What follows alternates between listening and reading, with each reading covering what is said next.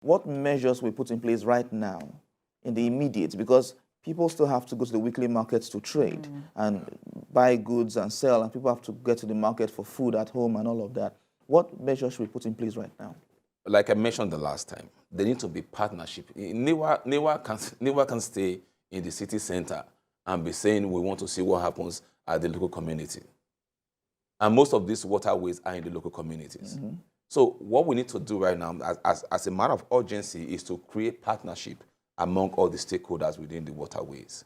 Newa have to partner. I mean, government is in 3 layers.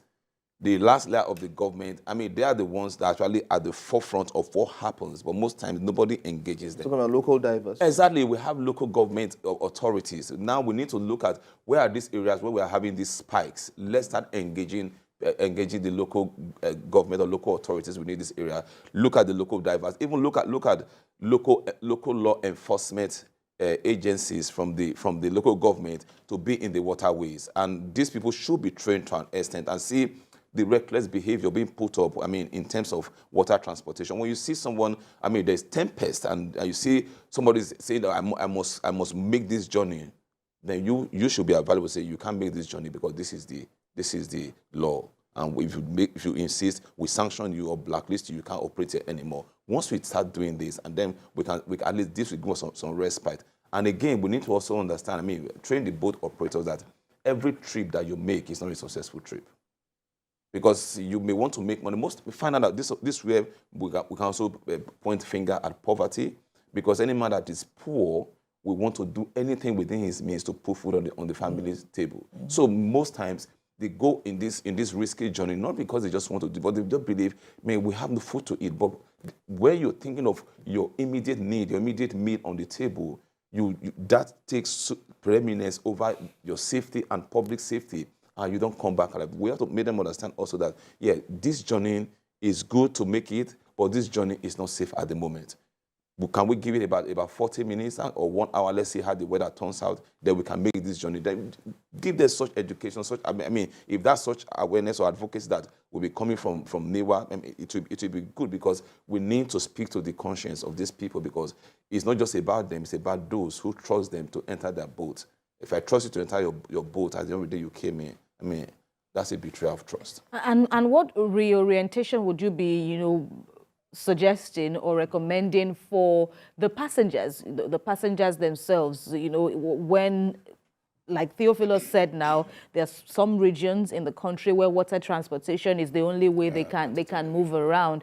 We've spoken about the drivers. We have all kinds of drivers, but for the average a passenger, man, woman, youth, what's advocacy would you be making at this point? Before the advocacy, it would be nice in the country where we have what you call record and profiling, like I mentioned the last time.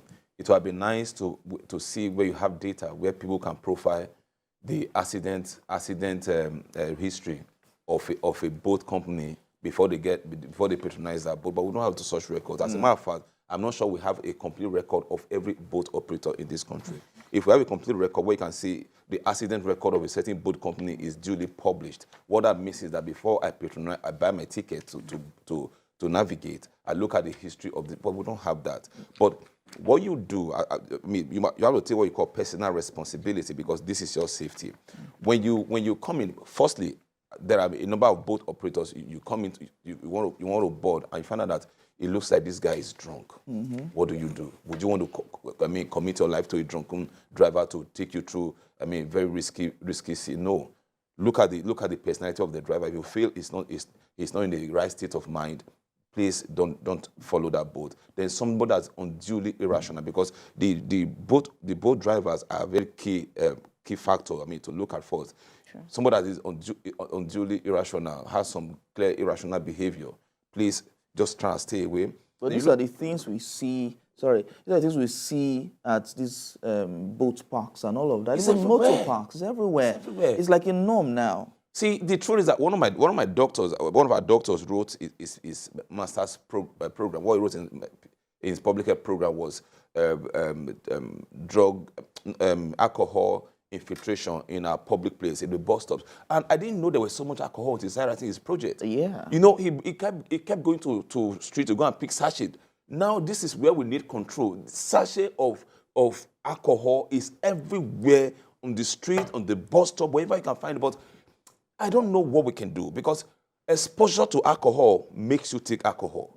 So when these alcohols are found in jetties and all have you, these guys are bound to take 1 or 2 before they commence their journey. But every little drop of alcohol that enters your system has a great potential to influence your decision and your behavior. And these are some areas we should be looking. Then you also look at the condition of the boat. Right, the maintenance. Most times the boats are in terrible bad shapes, and nobody looks at that. A boat is going, and mid journey the engine goes off. I mean, how do you? Right, and you're right, and you're correct. Yes. There have been cases. It happened to right. me. I was going from Marina to Apapa. Just the traffic, I said, let me just use the waterways. When this engine went off, I told myself, well, how many sins have I committed? Because I was just asking myself, is this how I'm going to end my life?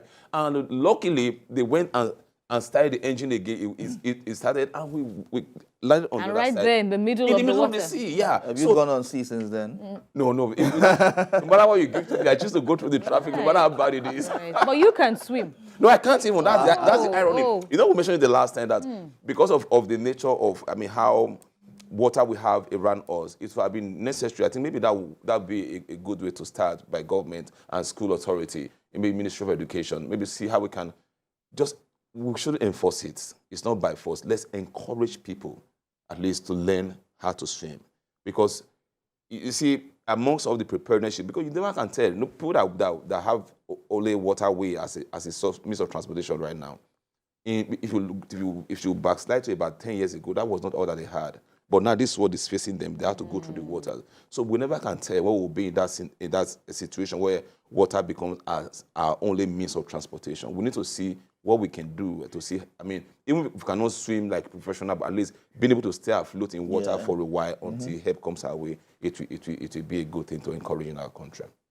And of course, the number of boats, how sufficient are they? Because in cases that we have seen so far this year, there are issues of overloading. And, you know, so this is also another place that one would say government cannot do it alone. You know, can we also embrace some form of partnership where, you know, there will be sufficient vessels or boats? Right. Let me take the issue of overloading is a big issue because when boats are built to a certain capacity, it's just like right now you have an aircraft, right? We all enter the aircraft, you have passengers that say, I want to stand inside this aircraft. You know, it's not allowed. What options?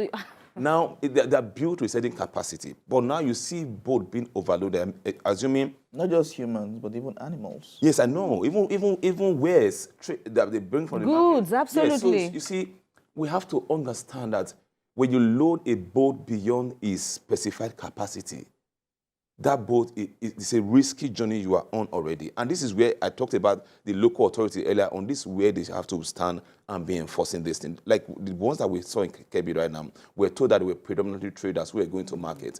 Obviously, they have their wares and everything loaded in one boat. Perhaps it may have been loaded beyond its capacity. That is something. Then back to the sufficiency in boats. One of the reasons why people have to also overload their boat is because we have no sufficient boat. We need partnership. When I get to South Africa, I work in an ambulance for at least one night. But one of the things I've seen that works well in South Africa emergency management system is that government realized early enough that government alone cannot provide the ambulances that we needed by the whole country. What they did was that they unbundled and opened the market. Those who have ambulances, bring them into government-created space, then government pays you as is used. We need to see how we can adopt this system, see how we can, make it, create incentive of people who know they have boats, they can do water transportation, to bring boats into the system so that the moment we have more boats that can carry enough people, the issue of boat overloading, we are not saying it's going to run off, but it reduced to a not significant ratio, and this is what we're looking at. So a very clear point, we need that partnership between government and private individuals who can run boats operate both within the waterways, we need that partner, that synergy to really come in place. It will be a good one. So quickly, what's the place of legislation in safety? Yes, thank you for bringing it out. Legislation has to be reviewed. One of the things we find, not just reviewed, whatever is available should be enforced. We have legislation. Sometimes we have legislation in this country. They end up in the drawers. They're in the shelves. We need enforcement of legislation. If you take a deeper look into what has happened today, in Kebbi, you'll find out that everything that has happened, there are legislations that cover all those things. We are quick. Nigeria is one country that's quick to ratify international convention, that are quick to participate in international convention. But when we bring them in, domesticating them and enforcing these become a key issue. We are a policy nation. We are not an enforcement nation. We need to do well in the area of enforcement. It will help us a great deal.